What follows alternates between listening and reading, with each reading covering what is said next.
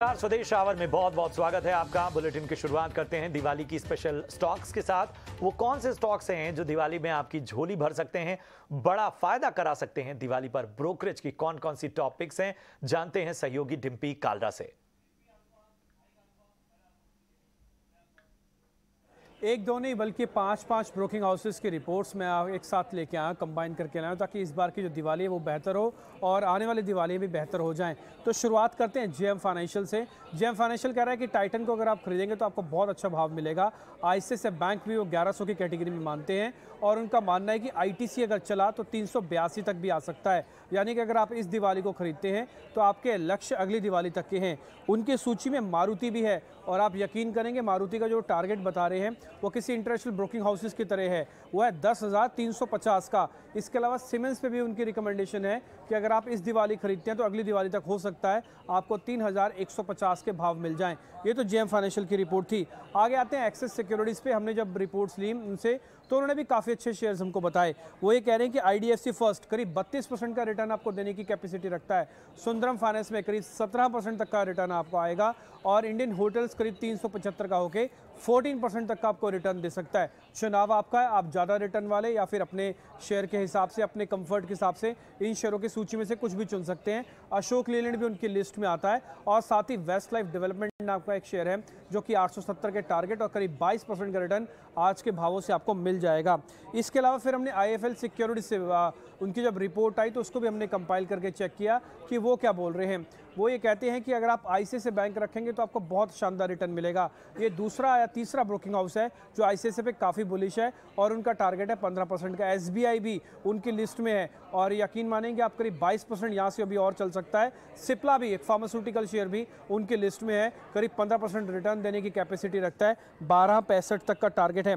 साथ ही वो कह रहे हैं कि रिलायंस और अशोक लीलैंड जैसे शेयर्स पर भी आप ध्यान रखें। रिलायंस यहाँ से 2800 रुपये तक का भी हो सकता है और अशोक लीलैंड के अंदर 17% तक का रिटर्न कम नहीं होगा अगर आप यहाँ पे सौदा खड़ा करते हैं तो। फिर हमने आईसीआईसीआई सिक्योरिटीज से बातचीत की और उनसे जब रिपोर्ट मंगवाई तो उनसे भी हमको कुछ एक शेयर मिल गए। तो ये कह रहे हैं कि एक्सिस बैंक, आप यकीन मानेंगे आईसीआईसीआई बैंक कह रहे हैं एक्सिस बैंक आप ये खरीद सकते हैं और एक्सिस की रिपोर्ट कह रही थी आप आईसीआईसीआई खरीद सकते हैं। तो दोनों के बीच में फाइट नहीं बल्कि ये तो कोरिलेशन ही दिख रहा है और करीब 22% तक का रिटर्न। सिटी यूनियन बैंक भी वो कह रहे हैं कि आप खरीदारी करके चलें। अपोलो टायर्स में भी रिकमेंडेशन है, करीब 25% से ज़्यादा के रिटर्न आपको यहाँ पे मिल सकते हैं। 335 रुपये तक का टारगेट है। और इसके अलावा कफोर जो आयशर मोटर जैसे भी शेयर्स उनकी ही कैटेगरी में है। आयशर मोटर काफ़ी इंटरेस्टिंग है, करीब 23% तक का रिटर्न वो कैलकुलेट कर रहे हैं और कह रहे हैं कि 4,170 तक का भाव आपको आने वाले दिनों में मिल जाएगा। लास्ट में फिर हमने बातचीत की एचडीएफसी से। एचडीएफसी सिक्योरिटीज़ की जब रिपोर्ट आई तो उन्होंने भी काफ़ी सारे शेयर सुझाए हैं। उन्होंने मिड कैप कैटेगरी को ज़्यादा फोकस किया है। आप देख पा रहे होंगे एस्टर डीएम उनकी लिस्ट में है। इसके अलावा भारत डायनामिक्स भी उनकी लिस्ट में है जो कि 1000 के ऊपर का दिखता है उनको। बीईएल भी वो कह रहे हैं कि 123 का हो जाएगा। साथ ही उनकी लिस्ट में सिप्ला और बिरला कॉर्पोरेशन जैसे दो शेयर और भी हैं जो ये कह रहे हैं कि अच्छे रिटर्न आपको दे सकते हैं। तो कुल मिला के 5 ब्रोकिंग हाउसेस के करीब 20 से ज़्यादा शेयर हैं। उम्मीद करते हैं इस बार की दिवाली नहीं बल्कि आने वाली कई दिवाली आपके लिए बेहतर हो जाएंगी इससे। बिल्कुल, बहुत बहुत शुक्रिया करेंगे डिम्पी आपका। और दिवाली के हिट पिक्स तो हमने आपको बताया ही और अब बात करेंगे पिछली दिवाली से इस दिवाली तक बाजार के प्रदर्शन के बारे में। बाजार का कैसा रहा परफॉर्मेंस, पूरी एनालिसिस के साथ जुड़ गए हैं मेरे सहयोगी शरद दुबे। शरद, ओवर टू यू। जी, जो सब फोकस रहने वाला है जो पूरे लास्ट ईयर के संबंध से जो टोटल जो मार्केट्स की जो रुख है उस पर हम फोकस करेंगे। निफ्टी की देखें बात करें तो लगभग 2% ही गिरावट आया। अब याद रखिए ग्लोबल इंडेक्सेस से तो निफ्टी बहुत अच्छा परफॉर्म किया है। निफ्टी बैंक की बात करें तो यहाँ पे भी 3% का ग्रोथ जो है लास्ट दिवाली से देखने मिली है। अब बात करते हैं हमारे सेक्टर्स को लेके, यहाँ पे स्पेसिफिक फोकस रहने वाली है और यहाँ पे जो है ऑफकोर्स एफएमसीजी इंडेक्स में जो है लगभग 15% का ग्रोथ देखने मिला है और उसके अलावा जो है ऑफकोर्स पीएसयू इंडेक्स में भी जो है 13%, ऑटो, एनर्जी, ये चारों सेगमेंट में भी जो है एक अच्छी जो है मूवमेंट देखने मिली है। पीएसयू बैंक्स में भी एक अच्छा मूवमेंट देखने मिला है। तो ये आपके टॉप सेक्टोरल गेनर्स हुए हैं। लेकिन अब बात करेंगे निफ्टी के गेनर्स की। तो निफ्टी की गेनर्स की बात करें तो यहाँ पे जो है आगे जाते हुए दिखेगा आपको पहला अदानी एंटरप्राइज, यहाँ पे स्टॉक जो है 2 गुना हो चुका है और ऑफकोर्स गौतम अदानी जी भी जो है लगभग दुनिया के 3rd रिचेस्ट पर्सन भी बने थे एक समय के लिए। आईटीसी की बात करें तो यहाँ पे बहुत अच्छी री रेटिंग देखने मिली है स्टॉक में, और ऑफ कोर्स उनके जो सिगरेट बिजनेस है वहाँ पे अच्छी दूसरे तिमाही के वॉल्यूम ग्रोथ के नतीजे भी देखने मिले हैं। और इसके अलावा महिंद्रा एंड महिंद्रा यहाँ पे भी 44% का ग्रोथ जो है आपको देखने मिला है। इसके अलावा और भी टॉप गेनर्स की बात करें तो कोल इंडिया, आयशर मोटर्स, एक और ऑटो पैक की कंपनी, और सिप्ला, यहाँ पे भी 25 से लेकर 40% का जो है आपको ग्रोथ देखने मिला है। ये तो बड़े निफ्टी के शेयर्स की बात हुई, लेकिन अब चलिए बात करते हैं मिड कैप स्टॉक्स के, जो आपके टॉप गेनर्स कौन से थे। तो यहाँ पे भी जो है अदानी ग्रुप का स्टॉक आ चुका है। यहाँ पे 160% का जो ग्रोथ किया हुआ स्टॉक अदानी विल्मा रहेगा, ये आपके मिड कैप का पिक रहेगा। उसके अलावा दूसरा स्टॉक रहने वाला है पूना वाला फिनकॉर्प, यहाँ पे भी 85% का ग्रोथ आया है। और tube investments one of the top gainers है, जहाँ पे जो है मिड कैप का सितारा बना है। अब मिड कैप के बाद बात करेंगे हम लोग स्मॉल कैप के। तो स्मॉल कैप में हम बात करें तो यहाँ पे दीपक फर्टिलाइजर्स की बात करें तो स्टॉक लगभग 158% का ग्रोथ दिखाया है। कैपिटल गुड्स का भी थीम चल रहा है, तो मिड कैप स्पेस में एलजी इक्विपमेंट्स में देख सकते हैं 130% से ज़्यादा का ग्रोथ। भारत डायनामिक्स में जो है ऑफकोर्स डिफेंस का तड़का लगा है। और इसके अलावा श्री रेणुका और फाइन ऑर्गेनिक जैसे स्टॉक्स में भी जो है लगभग 100 से लेकर 121% का इजाफा देखने मिला है। बिल्कुल, बढ़ते हैं आगे। दिवाली के हिट पिक्स की हमने बात की, दिवाली से दिवाली यानी पिछली दिवाली से इस दिवाली तक के बाजार के प्रदर्शन पर बात की, और अब दिवाली और धनतेरस से जुड़ी एक अच्छी खबर भी आपको दे रहे हैं हमारे सहयोगी विश्व मोहन। देखिए, आज जिस तरह की गिरावट आई है तो डेफिनेटली एक मौका है, वो भी धनतेरस और दिवाली से ठीक पहले इस तरह की गिरावट एक बेहतर अट्रैक्टिव प्राइस पर आ गया है। 50,000 के नीचे सोना आ चुका है, 56,000 के नीचे चांदी आ चुकी है, तो अच्छे खासे लेवल पर है। और आगे जितने भी एक्सपर्ट से अब तक बात हुई उनको लग रहा है कि सोने चांदी में आगे अच्छी तेजी आएगी। जिनका लंबी अवधि का नजरिया, उनको अच्छे रिटर्न मिल सकते हैं, क्योंकि हाजिर में डिमांड आगे भी बढ़ने वाली है। फिर शादी त्योहारों के बाद शादियों की सीजन शुरू होगी, उसकी भी डिमांड आएगी, उसका फायदा मिलेगा। इस बार मानसून भी बेहतर रहा है तो रूरल डिमांड का भी फायदा मिलेगा।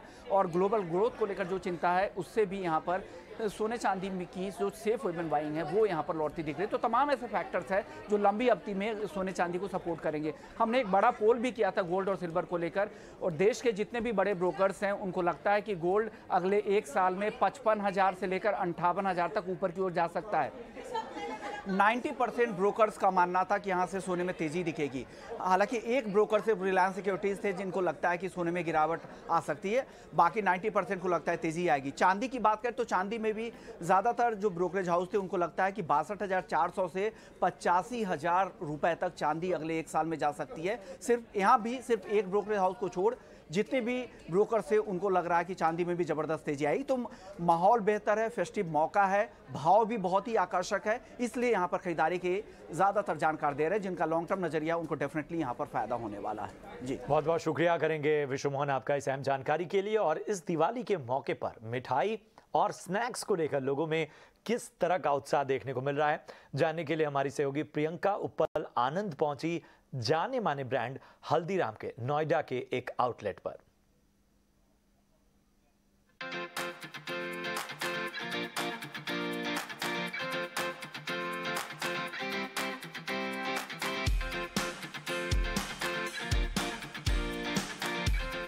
जब मीठे, खट्टे, मीठे और सेवरी टेस्ट के साथ बात हो रही है तो उन लोगों की भी खास ध्यान रखा जाएगा जिन्हें पैकेज्ड फूड पसंद है, यानी गुजिया, नमकीन और चटपटा नमकीन, क्योंकि एफएमसीजी की भी एक बहुत बड़ी सेगमेंट है जो हल्दीराम्स में जिसका बहुत प्रोमिनेंट नेम भी है। त्यागी जी, क्योंकि एफएमसीजी स्पेस में भी आपके पास क्या नहीं है, खट्टा मीठा नमकीन हो, भुजिया, पंचरत्ना नमकीन हो, वामसली हो, इतनी बड़ी रेंज है। मैं खुद बहुत कंफ्यूज हूँ कि इसमें से कौन सा प्रोडक्ट आपका सबसे टेस्टी होगा। आई एम श्योर टेस्टी सारे होंगे, लेकिन बड़े लीडिंग जो जिनमें सबसे ज्यादा ग्रोथ देखने को मिल रही है, हाई डिमांड प्रोडक्ट्स कौन से हैं आपके एफएमसीजी में? हाई डिमांड प्रोडक्ट में जो हमारे पास हैं, जैसे भुजिया है, खट्टा मीठा मिक्सचर है, मूंग दाल है, आलू भुजिया है, साल्टेड पीनट है, नटकेकर है, पंजाबी तड़का है, डाइट के जितने भी नमकीन है जैसे लाइट मिक्सचर है, लाइट मुरमुरा है, लाइट चिवड़ा है। तो I think we have the many high moving product. Correct. Last time हमने जब आपसे बात की थी, क्योंकि आपके पास बहुत बड़ा डिस्ट्रीब्यूशन नेटवर्क है, जिस ग्रोथ के साथ हल्दीराम्स ग्रो कर रहा है, आई एम श्योर आपके डिस्ट्रीब्यूशन नेटवर्क की जो ताकत है वो बहुत बड़ी है। क्या अब भी वही स्ट्रैटेजी है या फिर स्ट्रैटेजी में तब्दीली आई है कोई? पिछले 1 डिकेड में हमने ये ट्राई करा था कि हमारी प्रोडक्ट कंज्यूमर तक पहुंचनी चाहिए, चाहे डायरेक्टली है चाहे इनडायरेक्टली है। तो पिछले 10 साल में हमारा फोकस मार्केट शेयर बढ़ाने पे, न्यूमेरिकल डिस्ट्रीब्यूशन बढ़ाने पे, वेटेड डिस्ट्रीब्यूशन बढ़ाने पे था। और अब क्योंकि हम सफिशिएंट क्वांटिटी में कंज्यूमर को हमने रीच किया है, तो अब हमारा फोकस डायरेक्ट डिस्ट्रीब्यूशन पे है। डायरेक्ट डिस्ट्रीब्यूशन का मतलब है कि आज किसी भी एफएमसीजी इंडस्ट्री को अगर हम लेते हैं तो उसमें 50-60% डायरेक्ट रिटेलिंग होती है, 30 से 40% होलसेलिंग होती है। तो अब हमारा अगले 5 साल में फोकस ये है कि हम अपने रिटेलर पे एज मैक्सिमम डायरेक्टली पहुंच जाएं और होलसेलिंग को हम कम से कम करें।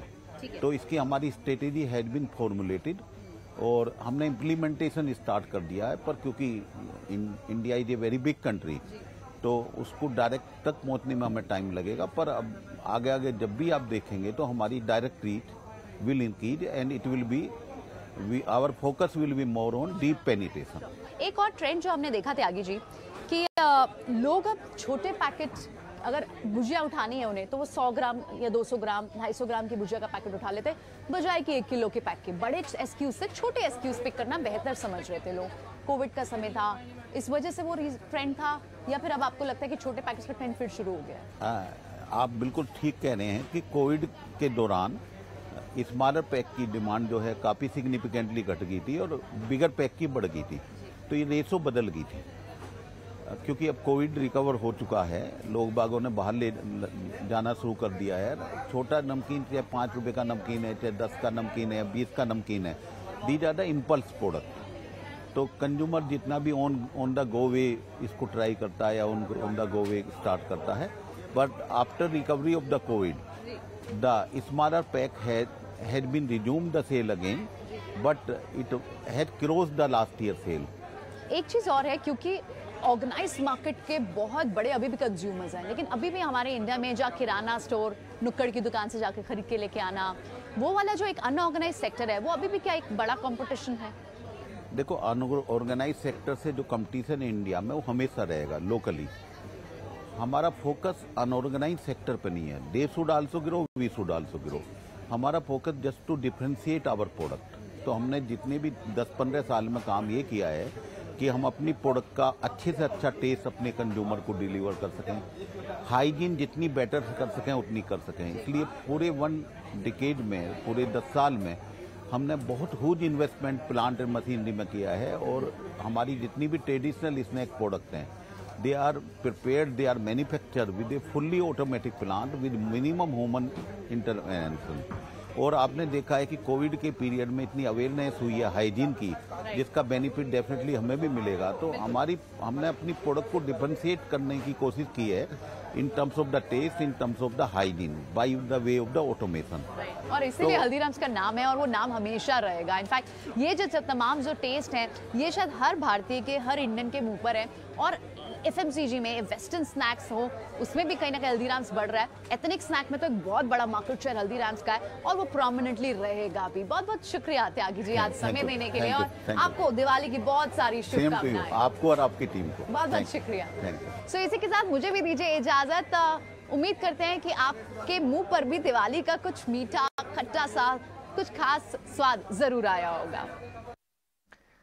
और चले बढ़ते हैं अगली खबर की ओर। स्पाइस जेट को राहत मिली है। डीजीसीए ने बड़ी राहत देते हुए स्पाइस जेट पर लगे 50% की पाबंदी के कैप को हटा दिया है। हमारे सहयोगी समीर दीक्षित इस बारे में पूरी जानकारी दे रहे हैं। जी बिल्कुल, स्पाइस जेट एयरलाइन के लिए ये बड़ी राहत की बात है कि वो आगामी विंटर शेड्यूल से, जो कि 30 अक्टूबर 2022 से विंटर शेड्यूल की शुरुआत हो रही है, जो 23 मार्च 2023 तक का ये जो विंटर शेड्यूल है, इसमें अपनी नेटवर्क क्षमता का पूरी तरीके से इस्तेमाल कर पाएंगे। 100% फ्लाइट नेटवर्क ऑपरेशंस के साथ स्पाइस जेट एयरलाइन ऑपरेट कर पाएगी। और डीजीसीए ने 27 जुलाई इसी साल जो 50% का जो रेस्ट्रिक्शन लगाया था उसको हटा लिया है। दरअसल डीजीसीए जो कि एविएशन रेगुलेटर है, उसने जुलाई 27 को स्पाइस जेट एयरलाइन पर 50% की नेटवर्क का रोक लगा दी थी। उसकी वजह ये थी कि रेगुलेटर का ये मानना था कि एयरलाइन सेफ्टी के पैमाने पर, फाइनेंशियल्स के पैमाने पर उसका जो प्रदर्शन है वो संतोषजनक नहीं है, और यही वजह थी कि सिर्फ 50% अपने नेटवर्क ऑपरेशंस का इस्तेमाल करने की मंजूरी स्पाइसजेट एयरलाइन को दी गई थी। लेकिन अब जो है स्पाइसजेट एयरलाइन पे जो रोक लगी थी, जो रेस्ट्रिक्शंस लागू थी, उनको पूरी तरीके से हटा लिया है। और इसका एक मतलब ये भी है कि जो एयरलाइन की सेफ्टी के पैमाने पर हो, फाइनेंशियल्स के पैमाने पर जो भी दिक्कतें थी वो काफ़ी हद तक दूर हो गई हैं। यही वजह है कि विंटर शेड्यूल में स्पाइसजेट एयरलाइन अपनी पूर्ण क्षमता के साथ ऑपरेट कर पाएगी। आंकड़ों के नजरिए से देखें तो तकरीबन 3200 वीकली फ्लाइट स्पाइसजेट एयरलाइन इस साल ऑपरेट कर पाएगी, जबकि पिछले विंटर शेड्यूल में ये तकरीबन 3000 वीकली फ्लाइट्स थी। तो करीब करीब 7% का इजाफा स्पाइसजेट एयरलाइन अपनी फ्लाइट ऑपरेशंस में इस साल करने जा रहा है, जो कि जाहिर तौर पे जो हवाई मुसाफिर हैं उनके लिए एक अच्छी बात है, क्योंकि सिर्फ स्पाइसजेट एयरलाइन ही नहीं, ये इशारा इस बात की तरफ भी करता है कि एविएशन सेक्टर वापस पटरी की तरफ लौट रहा है और जो हवाई मुसाफिरों की संख्या है वो दिन प्रतिदिन बढ़ती जा रही है। तो एविएशन सेक्टर के लिए जाहिर तौर पर एक अच्छा संकेत, और साथ ही साथ स्पाइसजेट एयरलाइन के लिए एक बड़ी राहत की बात कि डीजीसीए ने जो रोक लगाई थी उसको अब स्पाइसजेट एयरलाइन पर हटा लिया है। जी, स्पाइसजेट को रात की खबर के बाद अब बात इंश्योरेंस सेक्टर की। Insurance regulator IRDA non life insurance के मैनेजमेंट खर्च की सीमा तय कर सकती है। इस पूरी खबर जो एक्सक्लूसिव खबर है हमारी, इस पर ग्राहकों पर इसका क्या असर पड़ेगा, इसकी ज्यादा डिटेल दे रहे हैं मेरे सहयोगी अनुराग शाह। इंश्योरेंस रेगुलेटर IRDA ने जो एक्सपेंसेस ऑफ मैनेजमेंट है उसके नियम फाइनल कर दिए और जल्द ही उन्हें रिलीज़ कर दिया जाएगा। हमारे सूत्रों से मिली जानकारी के मुताबिक जो जनरल इंश्योरेंस कंपनियां हैं उनके लिए खर्चों की जो लिमिट है वो 30% होगी कुल प्रीमियम का, और स्टैंड अलोन हेल्थ इंश्योरेंस कंपनियां हैं जो केवल हेल्थ इंश्योरेंस के कारोबार में हैं, उनके लिए खर्चों की लिमिट 35% तक होगी, और ये नियम मौजूदा वित्त वर्ष के लिए भी लागू होंगे। तो अभी तक क्या होता था कि जो इंडिविजुअल लाइन ऑफ बिजनेस होती थी, यानी हेल्थ इंश्योरेंस, मोटर इंश्योरेंस, इनके लिए अलग अलग लिमिट्स होती थी, और जो कुल खर्चा होता था वो 2 भागों में डिवाइड हुआ होता था। एक्सपेंसेस ऑफ मैनेजमेंट, एक ऑपरेटिंग खर्च होता था और एक कमीशन से खर्च होता था। लेकिन नए जो नियम इंश्योरेंस रेगुलेटर लाने जा रहा है उसमें सिंगल लिमिट होगी खर्चों की।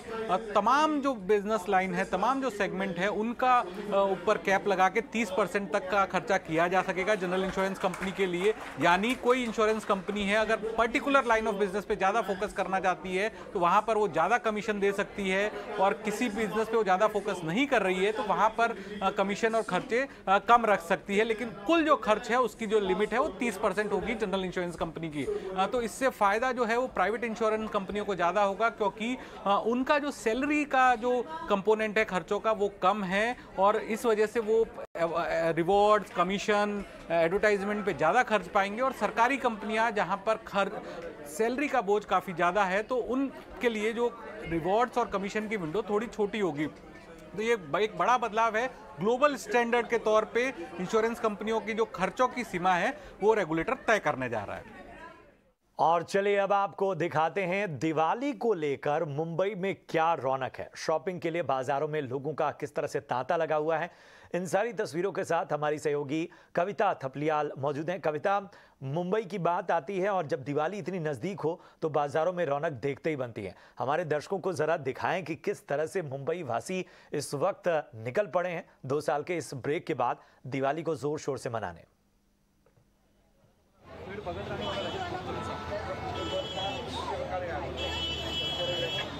बिल्कुल प्रशांत, अगर आपको मेरी आवाज आ रही है तो मैं आपको बता दूं सबसे पहले कि मैं हूं मुंबई दादर की बहुत ही मशहूर कंदिल गली में।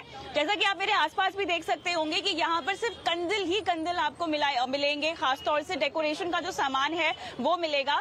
शायद ही कोई शख्स ऐसा हो कि जब दिवाली बना रहा हो मुंबई में और दादर में आके शॉपिंग ना करे। और फिलहाल यहाँ पे आलम ऐसा है कि मेरी मूवमेंट बहुत रिस्ट्रिक्टेड है प्रशांत, क्योंकि यहाँ पे लोग इतने ज्यादा खरीदारी कर रहे हैं और इतनी जमकर यहाँ पर भीड़ है, पैर रखना जो है वो मुश्किल हो रहा है, और लोग सब कुछ खरीद रहे हैं। जो लगातार हम आपको कह रहे हैं कि अब की बार दिवाली में हमने लोगों को दुकानों में वापस आते हुए देखा है, बाजारों में वापस आते हुए देखा है, वो सच में हाल वैसा ही है। और इतना ही नहीं, अगर मैं आपको कीमतें बताऊं ना कंदिल की, तो आप चौंक जाएंगे। 1000, 1200, 2000 उससे भी ज्यादा की कीमत पे आपको यहाँ पे कंदिल मिलेंगे, और उनकी डिमांड भी बहुत ज्यादा है। मतलब सुबह अगर स्टॉक लग रहा है ना बाजार में तो शाम तक, रात तक वो पूरा स्टॉक खत्म हो जा रहा है। लोग इतना खरीद रहे हैं। साज सजावट का ऐसा कोई सामान नहीं है जो आपको इस बाजार में नहीं दिखाई देगा। और इतनी भीड़ है कि लोग सुबह से जब अपना दुकान खोलते हैं तब से लेके अब तक यहाँ पे जो है वो डिमांड बनी हुई है। और जहाँ तक बजट की बात है, जितनी दुकानदारों से मैंने बात की है तो लोग जो है वो दिल खोल के शॉपिंग कर रहे हैं। बजट का फिलहाल कोई ख्याल रखता हुआ नहीं दिखाई दे रहा है। प्रशांत। बिल्कुल। और कविता, जाहिर सी बात है कि जब हम इन सारे दृश्यों को देखते हैं तो एक बात जो मुंबई के बारे में, खासतौर पर महाराष्ट्र के बारे में कही जाती है कि ये उत्सवों का शहर है। चाहे हम गणेश पूजा से जब शुरुआत होती है, दशहरे की बात कर लेते हैं, हर तरफ नजर आता है। हम एक बार फिर से चाहेंगे कि आप जरा अपने कैमरा पर्सन को कहें कि जरा इस पूरे बाजार को एक बार हमारे दर्शकों तक पहुंचाएं। और जाहिर सी बात है कि जो भी रंग हैं इन्हें देखने का एक अलग आनंद है। बिल्कुल बिल्कुल नहीं, विजुअल्स तो देखने ही चाहिए आपको भी और तमाम दर्शकों को। मैं कैमरामैन को कहूंगी कि वो धीरे से बिल्कुल पैन करे और कंदिल देखिए कितनी खूबसूरती के आपको यहाँ पर दिखाई देंगे। हर शेप, हर साइज के कंदिल और तमाम साज सजावट का सामान आपको दिखाई देगा। नकली फूल से लेके, तोरण से लेके, कंदिल से लेके, वास से लेके, और साथ ही आप लोगों की भीड़ भी देख सकते हैं कैसे लाइन बनाकर चल रही है। और ये आलम, जैसा कि आपने सही कहा है, वैसे मुंबई की एक खास बात आपको ये बताऊं तो जो आखिर के 6 महीने होते हैं ना साल के, वो बहुत ही बढ़िया होते हैं क्योंकि पूरी मुंबई जो है ना वो दुल्हन की तरह सजी हुई होती है। और बैक टू बैक क्योंकि इतने त्योहार होते हैं तो कहीं ना कहीं पूरा माहौल बहुत फेस्टिव होता है, जोर शोर से, लोगों में उत्साह बहुत ज्यादा होता है। और दिवाली के लिए तो खासतौर से, और क्योंकि हम बात कर रहे हैं पैंडेमिक के बाद जो है लोगों ने वापसी की है और जिस तरह की वापसी की है उसमें आपको बताना चाहेंगे कि यहाँ पर तो हम केवल साज सजावट का सामान देख रहे हैं प्रशांत, लेकिन इसके अलावा अगर हम बिग टिकट शॉपिंग की बात करें, जैसे अपने घर के लिए कोई फर्नीचर बुक करना हो, कोई घर में पेंटिंग करानी हो, किसी तरह का बड़ा खर्च करना हो, उसमें भी लोगों ने जमकर पार्टिसिपेशन दिखाया है। लोगों ने अच्छे से प्लानिंग की है और पूरी जोर शोर से जो है कोविड के बाद जिस तरह से वापसी होनी चाहिए उस तरह की वापसी प्रशांत होती हुई दिखाई दे रही है। लेकिन चलिए आपको एक बार फिर से हम कंदिल की ओर लेकर जाते हैं। एक बहुत ही खास दुकान है जहाँ पे बहुत क्यूट तरह के कंदिल जो है मुझे दिखाई दिए हैं। थोड़ा सा लोगों की भीड़ है, ये मैनेज करना पड़ेगा, लेकिन ये मूड बताता है कि किस तरह से, ये देखिए तरह तरह के कंदिल आपको यहाँ पर मिलेंगे। ये देखिए कुछ इस तरह का, जो कुछ बिल्कुल बिल्कुल कविता। और जाहिर सी बात है कि और आज जब लोग निकले हैं 2 साल बाद अपने इस विशेष पर्व दिवाली की जब बात आती है तो इसकी अलग ही बात होती है, तो वो जोश और वो खरीदारी को लेकर उमंग उनमें साफ तौर पर नजर आ रही। बहुत बहुत शुक्रिया कविता हम तक ये तस्वीरें पहुंचाने के लिए। और अब बात कर लेते हैं महादेव के दरबार में पहुंचे प्रधानमंत्री नरेंद्र मोदी की। अपने 2 दिन के उत्तराखंड के दौरे पर पीएम ने आज केदारनाथ धाम और बद्रीनाथ के दर्शन किए। सबसे पहले पीएम मोदी बाबा केदार के दरबार में पहुंचे जहां उन्होंने महादेव का रुद्राभिषेक किया। इसके बाद पीएम मोदी ने एक रोपवे परियोजना की भी आधारशिला रखी। केदारनाथ धाम के पुनर्विकास योजना में भी श्रमजीवियों से उन्होंने मुलाकात की, उनसे बातचीत की। केदार धाम के बाद पीएम बद्रीनाथ धाम पहुंचे जहां उन्होंने भगवान बद्री विशाल का दर्शन किया, उनका विधिवत पूजन अर्चन किया। पीएम मोदी भारत चीन सीमा पर स्थित गांव माणा भी पहुंचे और 2 सड़क और 2 रोपवे परियोजना का शिलान्यास भी उन्होंने किया।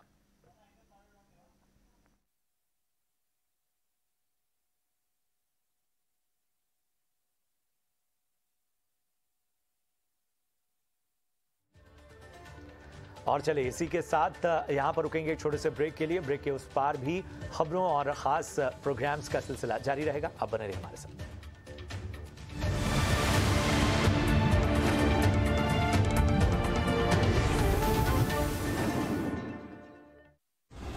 In association with BSE, experience the new. बाजार की पिच पर पैसे तभी बनेंगे जब आपकी टाइमिंग हो परफेक्ट। कब करना है बाई और कब करना है सेल। निफ्टी टिका हुआ है, बैंक निफ्टी सपोर्ट कर रहा है और मार्केट के अंदर रोटेशन हो रहा है। फ्यूचर में क्या होंगे आपकी कमाई के ऑप्शंस? करते हैं मुनाफे की पक्की प्लानिंग। आपके लिए लेकर आएंगे ट्रेडिंग आइडिया। मार्केट ने पॉजिटिव क्लोजिंग ही दी। दमदार एंकर्स और दिग्गज एक्सपर्ट्स के साथ सुबह 7 बजे से शाम 4 बजे तक देखिए ET Now स्वदेश। दीपावली के शुभ अवसर पर ओमोंट का सुनहरा ऑफर। डिजिटल सोना खरीदने पर डिजिटल चांदी बिल्कुल फ्री। आज ही ऑगमोंट ऐप डाउनलोड करें और सोने पर चांदी फ्री ऑफर का लाभ उठाएं। Terms and conditions apply. Augmont, gold for all. Rahul, अब तुम बाप बनने वाले, हाँ? तुम्हें एक अपना घर अब ले लेना चाहिए। अब पापा देखिए, आप लोग को छोड़ के मैं कहीं नहीं जाने वाला। छोड़ने की बात कौन कर रहा है, हाँ? अरे यहीं पास में कोई एक घर देख लो। वैसे भी हम कब तक तुम्हें झेलते रहेंगे? सच्चा दोस्त वही जो आपके बारे में सोचे। Home loans from IDBI bank. Bank ऐसा, दोस्त जैसा। इस उम्र में बोल बोल के कितने अरमान अधूरे रह गए। बहुत सी प्रेम कहानियां हिंदुस्तान में यही खत्म हो गई, क्योंकि उम्र हो चुकी है। लोग क्या कहेंगे? शरीर बूढ़ा होता है, दिल नहीं। शांति और विनोद का दिल भी 60 की उम्र में एक दूसरे के लिए धड़का। आखिरी रिश्ता सिर्फ मिर्ची प्लस ऐप पे। डाउनलोड द मिर्ची प्लस ऐप, कहानियों का असली अड्डा। In the category Environment, the winner Soumya Ranjan Biswal took what was an international concern to stance and drove communities to safeguard olive ridley sea turtles. First में बोलना चाहता हूँ कि जो गवर्नमेंट ऑफ इंडिया ने हमारा अभी अनाउंस किया है कि अपील किया है देशवासियों की कि सिंगल यूज प्लास्टिक के ऊपर, तो सब लोगों को फर्स्ट हम लोग को सपोर्ट करना चाहिए कि हम लोग कैसे सिंगल यूज प्लास्टिक को हटा सकते हैं और एक अच्छा प्लानट के लिए हम लोग एनिमल्स को, वाइल्ड एनिमल्स को और धरती को बचाने के लिए हम सबको, पर्यावरण को हम लोग को सुरक्षा करनी चाहिए।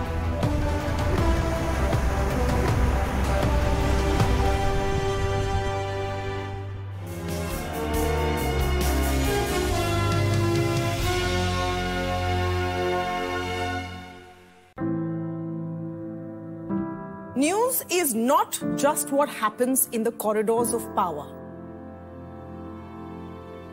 News is also what happens to you and I in our everyday lives. Issues like traffic, core infrastructure, pollution, these matter equally, if not more.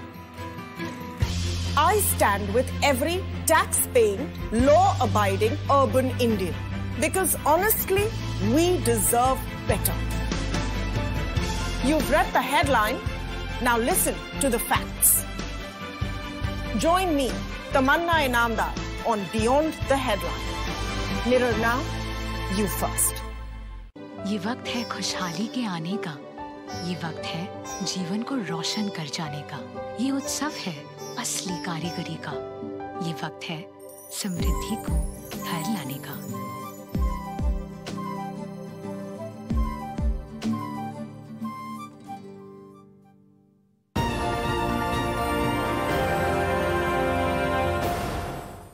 So Pro Investing is all about trying to build that core portfolio. So we think that the three components of that is, one is a large cap fund, which is always first kind of entry level person investing into equities. We look at a large cap fund, which is essentially the blue chip companies which have emerged, which are much more stable. And then there is the flexi cap category, which is there, which is investing across market capitalization, agnostic to market cap. And then to add balance to the whole is the balance advantage category, where the asset allocation moves in tandem with the market valuation. So I think these three are the core part of one's portfolio, and Pro Investing is all about getting the mix right about these three core products.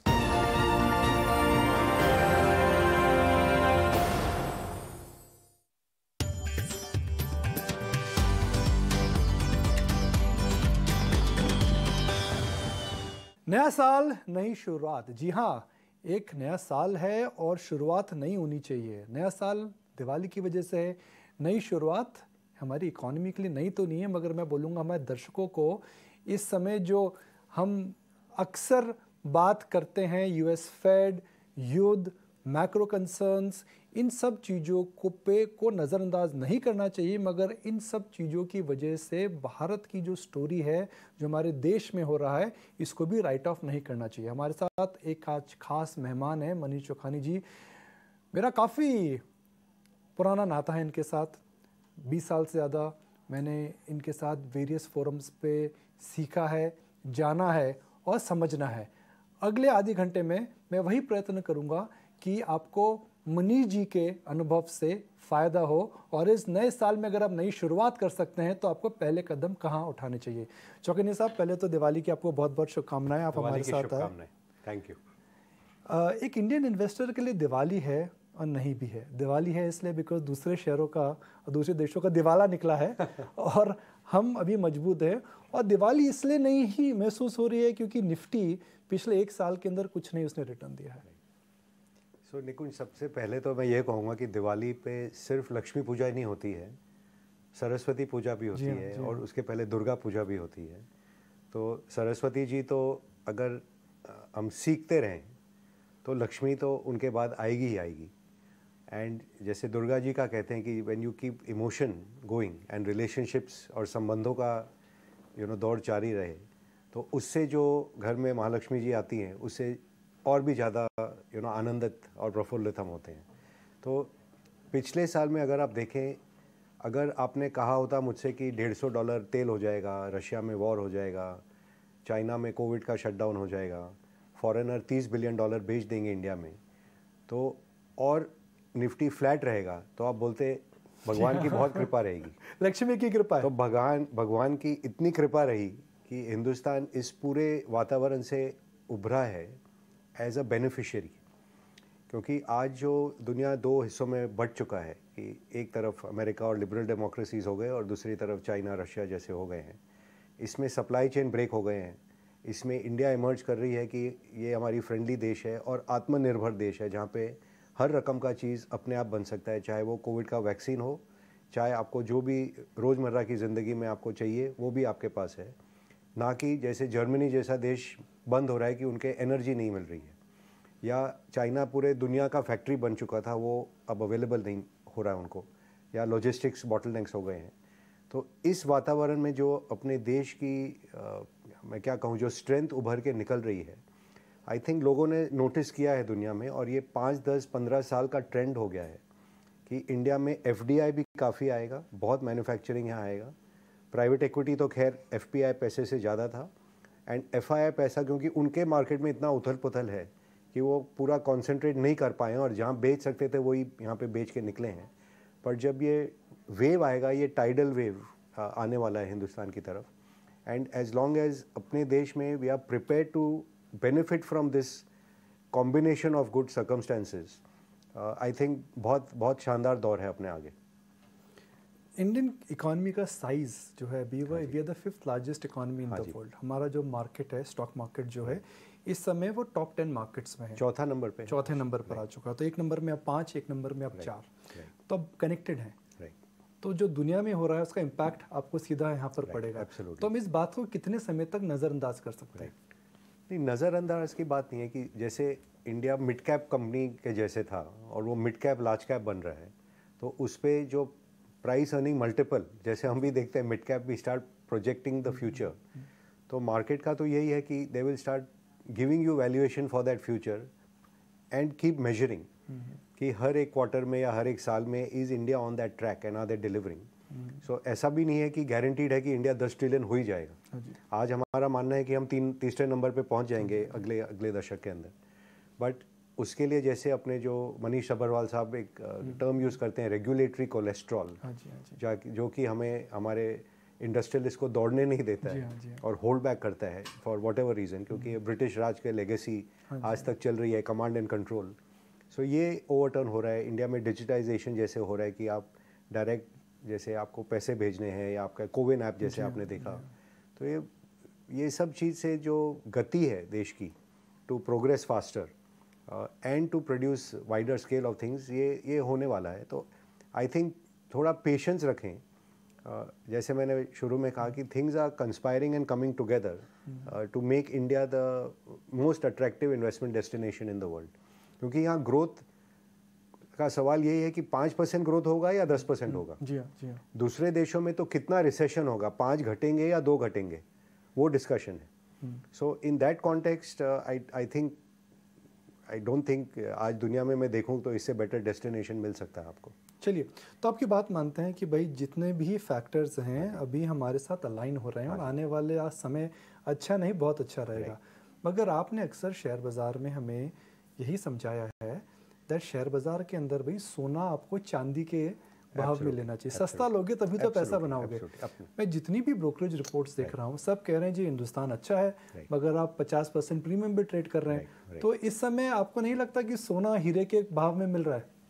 निकुंज, हिंदुस्तान में हरदम 30 साल से मेरा ये तजुर्बा रहा है कि आप मैक्रो देखें तो हरदम ऊपर से लगता है कि मंदी है, और जब आप कंपनियों से मिलते हैं और उनके प्रोस्पेक्ट्स आप इंडिविजुअली आप मॉनिटर कर पाते हैं तो आपको लगता है यहाँ तेजी है। एंड हर एक दौर में कोई ना कोई लीडरशिप उभर के निकलती है। सो आज का जैसे एग्जांपल दूँ कि may be Indian market past के कंपैरिजन में महंगा लग रहा है, बट जो सर्कमस्टेंस हैं वो भी एकदम चेंज हो चुके हैं। और ये भी नहीं है कि आपको पूरा बाजार लेना है। अभी का जो दौर से हम गुजर रहे हैं, जो जैसे हमारी बैंकिंग क्षेत्र निकली है पिछले 5-7 सालों में, क्लीन अप होके एनपीए का साइकिल ख़त्म हुआ, फिर कोविड में दूसरा स्ट्रेस टेस्ट हुआ, उससे भी उभरे और वहाँ पे इनफैक्ट प्रोविजन रिवर्सल हो रहे हैं। और आज आप देखते जाएंगे जैसे इनके प्रॉफिट साइकिल नॉर्मलाइज हो रहे हैं, प्रोविजन घट रहे हैं एंड वॉल्यूम एक्सपेंशन दिख रहा है और competitive environment has become better. तो जो नतीजे आपको दिखेंगे starting almost from now till the next may be 2 years, banking क्षेत्र में ट्रिमेंडस वेल्थ क्रिएशन होने वाला है। और ये भी जैसे जब तकलीफ का साइकिल था तो उसमें HDFC बैंक और कोटक ने लीडरशिप लिया था, फिर वो लीडरशिप पास हुई एक्सिस, ICICI, SBI को, फिर ये लीडरशिप PSU बैंक भी for example have done well. आपने नतीजे देखे कनारा बैंक और सबके, तो सब अच्छे आ रहे हैं। और ये रोटेशनल लीडरशिप एक सेक्टर में भी ले लेके ये बढ़ते जाएगी। फिर जैसे 2 साल पहले IT ने लीडरशिप ली थी, फिर पिछले साल उन्होंने परफॉर्म नहीं किया। अब जब दुनिया में ये 3% ग्रोथ पे 2% ग्रोथ पे दुनिया आएगी तो यहाँ मार्केट शेयर शिफ्ट होंगे। तो उसमें ऐसा वक्त भी आएगा कि आज के आज तो हमें सब चीज़ नहीं लेना है, तो हो सकता है 2 महीने 3 महीने में हमें IT शेयर, वक्त भी गुजरा है और भाव भी कम हुए हैं, हो सकता है उसमें आपको अपॉर्चुनिटी मिले। इन्फ्लेशन 3-4-5% है, तो काफ़ी सेक्टरों में प्राइस इंक्रीजेस के कारण आपको प्रॉफिट का जो बॉटम लाइन इम्पैक्ट दिखेगा वो काफ़ी क्षेत्रों में दिखने चालू हो जाएगा। सो ये rotational bull market type of trading आप करते रहेंगे तो आई थिंक इट्स 15-20% इस साल में पूरे बाजार को एक्चुअली प्रोस्पेक्ट है कि वो बढ़े, लिफ्टेड मेनली बाय फाइनेंशियल्स, क्योंकि उनका वेटेज काफ़ी है इसमें। एक मैं राकेश झुंझुनवाला साहब से हमेशा सवाल पूछता था कि अगर इंडियन बुल मार्केट एक ट्रेन जर्नी है, चर्च गेट से लेके कांदीवली तक, तो ट्रेन कहाँ तक पहुँचेगी? ये लोकल ट्रेन से अब ये नेशनल ट्रेन हो गई। अच्छा, तो कांदीवली की चिंता नहीं, अब दिल्ली सोचना चाहिए। अब सोचना है कि दिल्ली बहुत दूर नहीं है। अच्छा। और मेरा सही में ये मानना है कि अब जो 25 साल हैं, आई थिंक हिंदुस्तान के बेस्ट 25 साल, क्योंकि हमने इतना पीरियड 1991 से प्रिपरेशन में लगाया, फिर 2008 से 2012 it was like Alice in Wonderland, दुनिया में क्या चल रहा है, इकोनॉमिक सस्पेंड हो गया है, वो रियलिटी चेक आ रहा है अब वो सब देशों में। तो ये रेजिम चेंज कि अंडरलाइंग इकोनॉमिक्स एंड अंडरलाइंग जो परचेजिंग पावर पे हम गिनते थे, आई थिंक वो वक्त आ रहा है। और ये अगले 4-5 सालों में आपको दिखेगा कि हमारी परचेजिंग पावर और एक्चुअल करेंसी का मैच और मेल चालू हो जाएगा।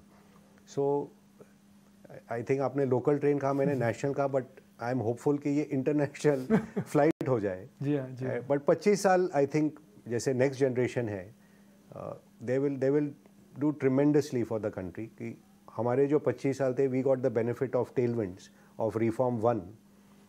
अब जो है globalization and taking leadership in the world, कि आप तीसरे नंबर के देश बनो और उसमें बहुत सारे बड़े कंपनियां नहीं निकलें, ऐसा तो नहीं हो सकता है।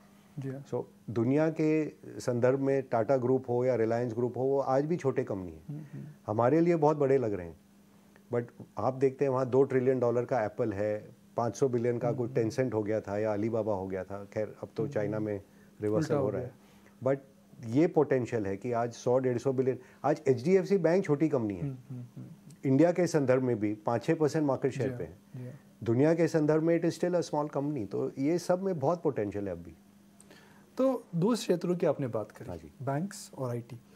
बैंक्स जब अच्छा करेंगे जब अंडरलाइंग डिमांड है, और जब खैर इस तिमाही नतीजे आ चुके हैं रिलायंस इंडस्ट्रीज़ के, और अब वो तिमाही नंबर्स हम आपके सामने स्क्रीन पर रखते हैं। आप जिस समय जो मुनाफा अपनी स्क्रीन पर देख पा रहे हैं ये तो कमज़ोर है, ये तो पहला पॉइंट आप नोट कर लीजिएगा।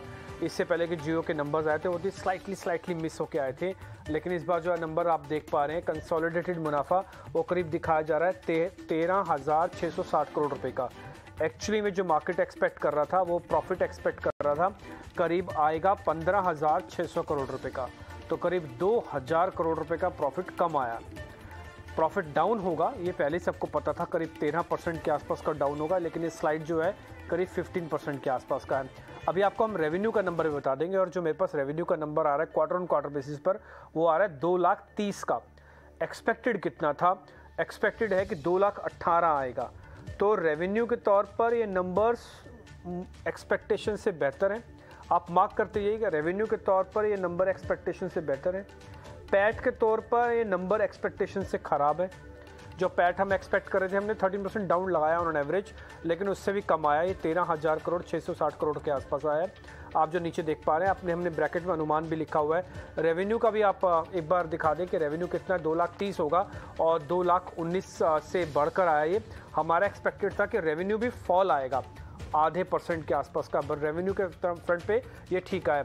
एबिट जो आया है वो आया है 31,224 करोड़। एबिटा, जिसको हम कामकाजी मुनाफा कहते हैं या ऑपरेशनल मुनाफा कहते हैं, हमारा अनुमान था कि वो करीब आएगा 32,205 करोड़ का। तो उस नंबर से भी अगर आप देखेंगे तो एबिटा भी कम है। तो मैं फिर से बता देता हूँ, 32,000 करोड़ का हमारा अनुमान था कि प्लस की फिगर आएगी। नंबर आया है 31,222 करोड़ रुपया, एबिटा 224 करोड़ रुपया। पहला पॉइंट, एबिटा उम्मीद से कमज़ोर, पैट उम्मीद से कमज़ोर। जो पैट आया है, जो मुनाफा अपनी स्क्रीन पर देख पा रहे हैं, वो आया है 13,660 का।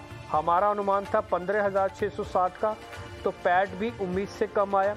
रेवेन्यू का फ्रंट पे ये थोड़ा नंबर्स ठीक है, क्योंकि हम एक्सपेक्ट कर रहे थे थोड़ा फॉल आएगा, 2,18,000 के आसपास आएगा, लेकिन वो तो बढ़कर आया है और वो आया 2,30,000 के आसपास का। तो कुल मिला के अगर आप सेगमेंट टू सेगमेंट नंबर अभी देख पा रहे हैं, अब इसमें ना मार्जिन्स का नंबर भी आएगा, और इसमें नंबर्स आएंगे आरपू के, जो कि रिलायंस जियो के नंबर में आना बाकी रह गया था। जैसे वो नंबर आएंगे उसके बाद वो भी हम आपको क्लियर कर देंगे। मेरे साथ 2 मेहमान जुड़ने वाले हैं, उनसे एक बार हम चर्चा कर लेंगे और एक बार ज़रा समझेंगे भी कि इस समय क्या किया जाए और अभी हमको इस समय क्या करना चाहिए। खैर, मैं वो मेहमानों के एक बार आपको बता देता हूँ। मेरे साथ विनोद मोदी जुड़ेंगे शेर खान से, और साथ ही साथ मेरे साथ अभिषेक जैन होंगे, हेड ऑफ रिसर्च है अरिहंत कैपिटल के। 2 मेहमान मेरे साथ जुड़ जाएंगे, इन दोनों से हम चर्चा करेंगे। लेकिन मैं फिर से आपको एक बार नंबर्स बताता हूँ। अच्छा, मेरे पास जो इनका OTC बिजनेस का वो मार्जिन है वो भी आ चुका है, वो करीब 6% के आसपास का है। एबिट मार्जिन भी आ चुका है जो कि करीब 13.6 है। पहले मैं एबिटा मार्जिन्स पे आता हूँ, जो कि आया 13.6। हम कितना एक्सपेक्ट कर रहे थे? हम एक्सपेक्ट कर रहे थे 14.8 आएगा। 14.8 आना चाहिए था मार्जिन्स। इनका एबिटा मार्जिन्स को हम कामकाजी मार्जिन्स कहते हैं, वो इनके एक थोड़ा कम है। तो अभिषेक जैन इस बीच मेरे साथ जुड़ चुके हैं, head of research Arihant capital के। मैं सिलसिलेवार अभिषेक, आई होप आपको आवाज़ आ रही है, मेरी आवाज सुन पा रहे हैं मेरे को? आई कैन हियर यू अभिषेक। ठीक है, और अभिषेक तो फिर आपके सामने मैं नंबर्स रख देता हूँ रफ में, जो भी मेरे पास आए हैं सारे नंबर फ्लैशेस हो रहे हैं, मैं एक बार आपके सामने रखता हूँ। जो इनका मुनाफा आया, प्रॉफिट आया, पैट, हाँ, वो आया है 13,660 करोड़। वी आर एक्सपेक्टिंग कि वो 15,000 प्लस करोड़ आना चाहिए था। पहला ऑलरेडी भी हम पहले से डाउन करके बैठे थे कि 17,500 करोड़ से कम होके 15,500 करोड़ आएगा, लेकिन आया 13,500 करोड़। पहला पॉइंट, ये थोड़ा उम्मीद से कमज़ोर है। अभिषेक, सेकंड इनका मैं बताता हूँ आपको। रेवेन्यू हमारे को था कि एक्सपेक्टेड होगा थोड़ा 0.5% डाउन, हाँ, तो इनका रेवेन्यू थोड़ा बढ़कर आया है। ये आया है 2,19,000 से बढ़कर 2,30,000। हम एक्सपेक्ट कर रहे थे कि फ्लैट ही रहेगा, तो पैट रेवेन्यू के तौर पर नंबर्स ठीक दिख रहे हैं। सेकंड है अबिटा, कामकाजी मुनाफा जिसको हम कहते हैं, वहाँ पे आया है इनका नंबर 31,200 करोड़, और हम एक्सपेक्ट कर रहे थे कि वो नंबर आएगा करीब 32,000 प्लस करोड़, तो वहाँ पे स्लाइटली मिस वहाँ से भी आया है। अब आते हैं इनके मार्जिन्स पे। हम एक्सपेक्ट कर रहे थे इनके मार्जिन्स आएंगे 14.5% के आसपास, मार्जिन्स आए हैं इनके 13.5% के आसपास। तो 4 बेसिक नंबर मैंने आपके सामने रखे, और उसमें से एक ही हिस्सा ठीक आया जो कि उम्मीद से बेहतर है। ज़्यादातर ने स्लाइटली मिस किया है अपने नंबर्स को, जो स्ट्रीट एक्सपेक्ट कर रहा था। अभिषेक, आपका फर्स्ट टेक इस पे। देखिए, अगर हम देखेंगे राइट नाउ, इसमें आप ही अभी तक इसमें ऐसा अपने पास अभी तक ये नहीं आया है कि किस सेगमेंट में कितना मुनाफा है, कि अगर O2C बिजनेस में अगर नंबर्स कम आए हैं राइट नाउ, तो अगर मार्केट में अभी मार्केट में right now at this point of time लोगों को एक्सपेक्ट था because of windfall gain taxes, fall in GRM, ये क्वार्टर काफी वीक रहेगा। और गवर्नमेंट ने ऑलरेडी जैसे अनाउंस किया था कि एविएशन टर्बाइन फ्यूल और डीजल पे जो 6 से 13 रुपए की ड्यूटी रखी हुई थी एक्सपोर्ट टैक्स से राइट नाउ, उसका मटेरियल इम्पैक्ट आपको दिखा है राइट नाउ। लेकिन अगर ये बिजनेस में अगर आया और बाकी टेलीकॉम और रिटेल ने अच्छा किया है राइट नाउ, और गवर्नमेंट ने अब धीरे धीरे ड्यूटीज हटा दी और GRM भी बैक तो ऑलमोस्ट नॉर्मल सी आ गया है राइट नाउ। सो और हो सकता है कि थोड़ा क्रूड फॉल नीचे आया हो तो इसमें थोड़ा सा इन्वेंट्री लॉसेस भी हो राइट नाउ। तो व्यू यही है कि इसमें नंबर्स इतने कोई खराब नहीं है।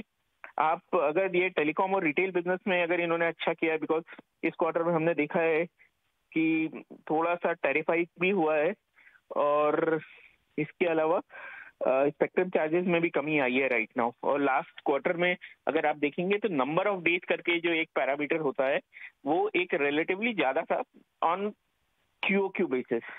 सो I think net addition number भी ठीक ही लग रहे हैं राइट नाउ। और जो जियो के नंबर्स आए थे वो काफी अच्छे थे, जब इन्होंने अभी राइट नाउ क्वार्टरली नंबर्स देखे थे वो ठीक ठाक नंबर्स थे। तो मेरे को लगता है कि बिल्ली अगर रिटेल वगैरह में अगर ऐसा आता, रिटेल का नंबर कैसे आए और रिटेल में अगर नंबर ठीक आए तो मैं इसको काफी नेगेटिव नहीं लूंगा। ठीक है, हालांकि मेरे पास सेगमेंट टू सेगमेंट अभी नंबर्स आ जाएंगे, मैं वो भी आपके सामने ऑफ कोर्स रखने वाला हूं, जैसे अभी आप रिटेल के बारे में पूछ रहे हैं। लेकिन ओवरऑल नंबर आप जैसे कह रहे हैं कि बहुत बड़ा मिस आपको नहीं लग रहा। हालांकि इसमें कोई दो राय नहीं कि मार्केट जितना एक्सपेक्ट कर रहा था उससे कहीं ज़्यादा नंबर्स थोड़े कम आए हैं, इसमें कोई दो राय नहीं है। हो सकता है ये नंबर डिस्काउंटेड भी हो, क्योंकि मार्केट्स के अलग अलग रिपोर्ट्स होते हैं जिसके बेसिस पर ये नंबर्स को एवरेज करके हम आपके सामने रखते हैं।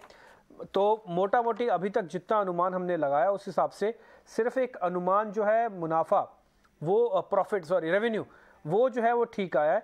अदरवाइज सभी फ्रंट पे नंबर स्लाइटली मिस आए हैं।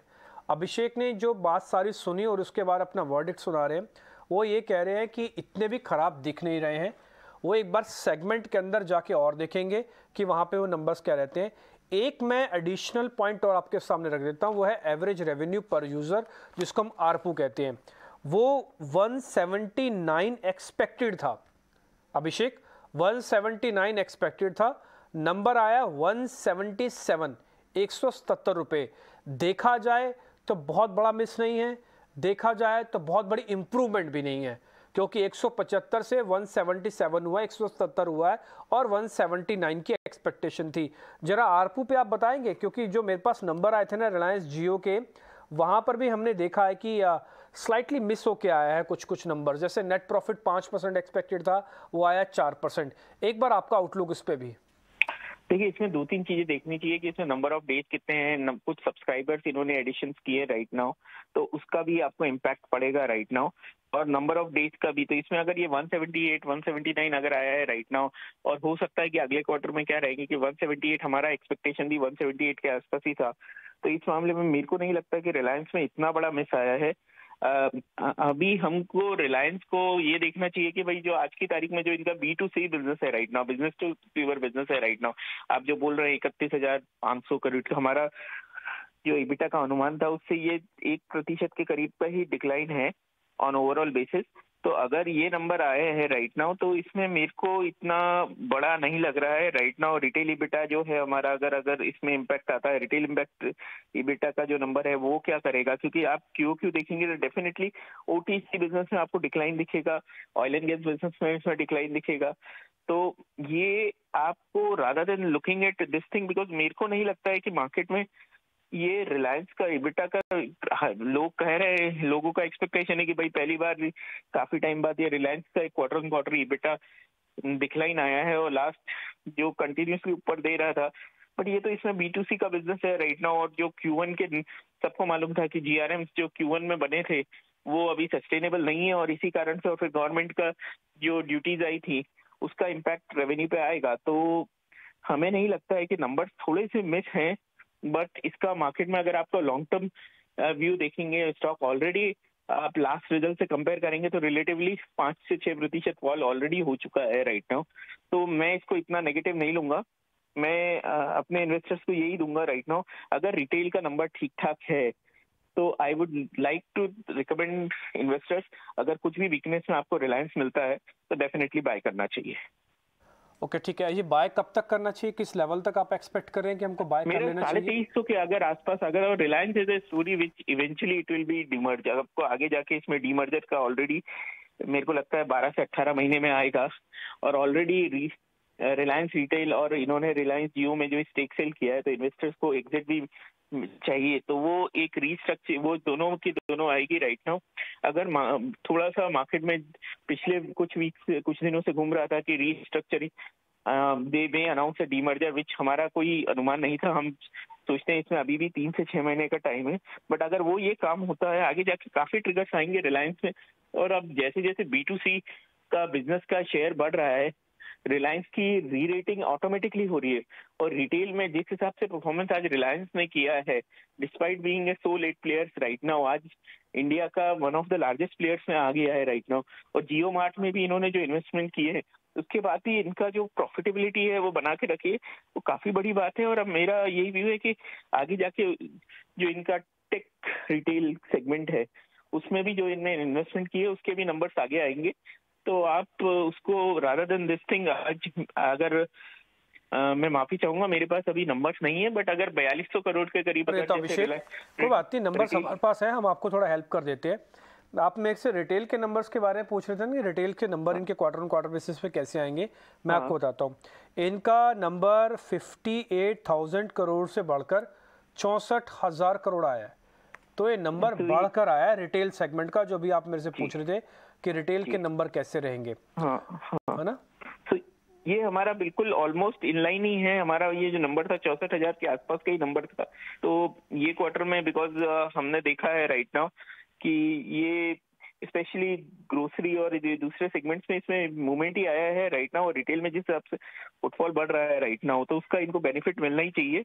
तो डेफिनेटली ये नंबर 64,000 करोड़ का नंबर खराब नहीं है, और इबिटा मेरे हिसाब से 4206 करोड़ हमारा इन्वेस्टमेंट, अगर उसके आसपास का ये नंबर आता है तो डेफिनेटली नंबर में खराबी नहीं है। वैसे मैं आपको बता दूं इनका डिजिटल रेवेन्यू भी ना करीब 29,000 करोड़ रुपए का आया है, और ये 28,000 करोड़ से बढ़कर आया है। हालांकि ये नंबर्स इस टोटल नंबर के मुकाबले बहुत छोटे हैं, लेकिन उसके बावजूद भी आप देखेंगे कुछ एक सेगमेंट बढ़ के आए। सौमित इस बीच मेरे साथ जुड़ चुके हैं क्योंकि नंबर सारे आ गए हैं और कंपाइल करके मेरे पास आए हैं। मैं विनोद मोदी से भी जुड़ूंगा, उसके बाद समझ लेंगे। अभिषेक, आपका बहुत बहुत शुक्रिया, थैंक यू वेरी मच आज समय देने के लिए, और आपने बताया कि हाँ नंबर्स आपको उतने ख़राब नहीं लग रहे, हालांकि स्लाइटली मिस ही आए हैं। मैं एक एक करके सौमित आपके पास आ रहा हूँ। मेरे पास 4 चीज़ें थी देखने के लिए। फर्स्ट था एक रेवेन्यू, जो कि मेरा उम्मीद से बेहतर रहा, जो हम एक्सपेक्ट कर रहे थे कि आधा टके के आसपास डाउन आएगा, लेकिन वो थोड़ा नंबर्स ठीक रहा है। लेकिन एबिट के फ्रंट पे, मार्जिन्स के फ्रंट पे और प्रॉफिट के फ्रंट पे जो एक्सपेक्टेशन था वो सबसे मिस हुआ है। ये मिस मार्जिनल मिस मानेंगे या इसको एक गंभीर मिस मानते हो आप?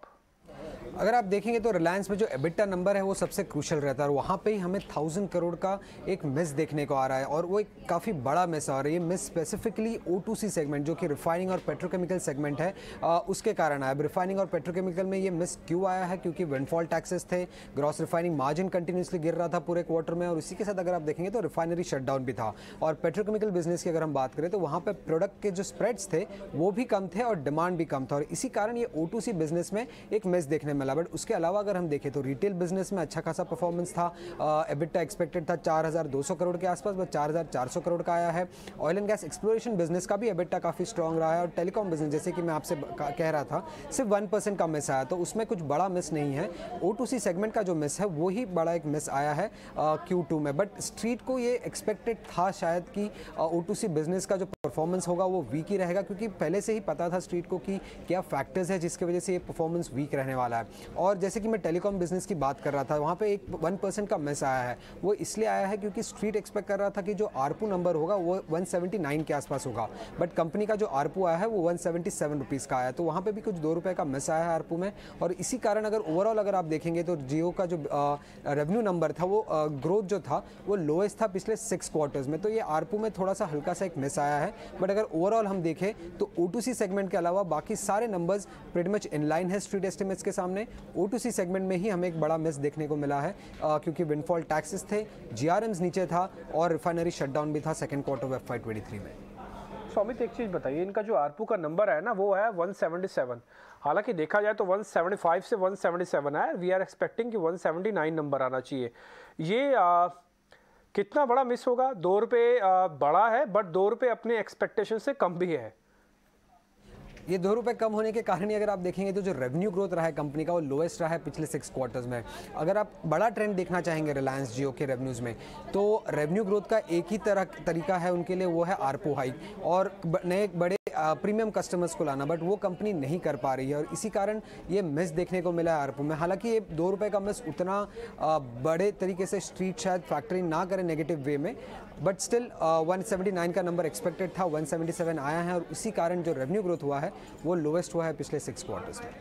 ना हमारे साथ अभिषेक जैन जुड़े थे, वो कह रहे थे कि रिटेल्स के नंबर वो ज़रूर देखना चाहते हैं, रिटेल के नंबर अच्छे आए हैं। ये 50,000 करोड़ के मार्क को अब 64 करोड़ मार्क इन्होंने किया है।